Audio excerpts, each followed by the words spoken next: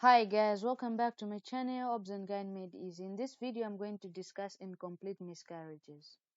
What is an incomplete miscarriage? An incomplete miscarriage happens when a patient has had a miscarriage but some products of conception have remained in the uterus. This is the most common type of miscarriage. Clinical features of an incomplete miscarriage. There is history of expelling tissues with clots. The patient will also complain of continuous lower abdominal pain as well as continuous vaginal bleeding. Now, I want you to know that as long as the uterus has products of conception inside, the patient will complain of vaginal bleeding because the uterus does not contract as long as there is something inside the uterus. And the continuous lower abdominal pain occurs because the uterus is trying to contract, trying to get rid of these products of conception inside.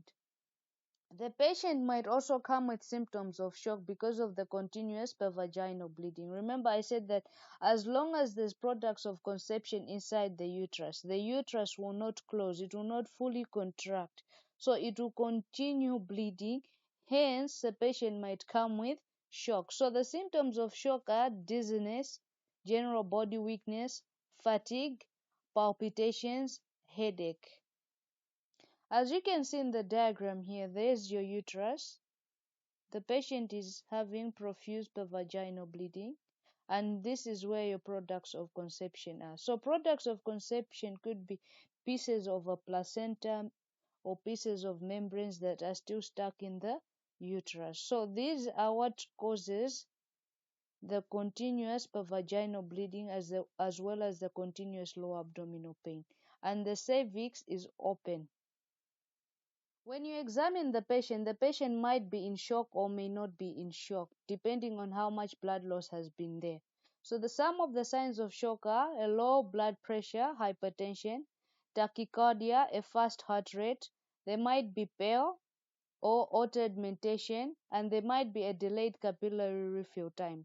The uterus is smaller than the expected gestation age. Remember that this patient has already expelled maybe a fetus, and the only thing remaining in the uterus is the products of conception, which might be minimal.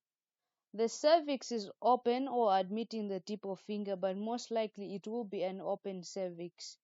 And there will be blood or products of conception when you do a vaginal examination. Ultrasound will confirm a bulky uterus with retained products of conception. Management of an incomplete miscarriage. Part of management is investigation. So in this scenario, you should have already done a full blood count and differential count, as well as a group and save. So you correct the blood loss with intravenous fluids or blood transfusion if there's been severe hemorrhage which has led to severe anemia. There is surgical and medical management of an incomplete miscarriage, but the most common management is a surgical management. So if the cervix is open, proceed to do a manual vacuum aspiration.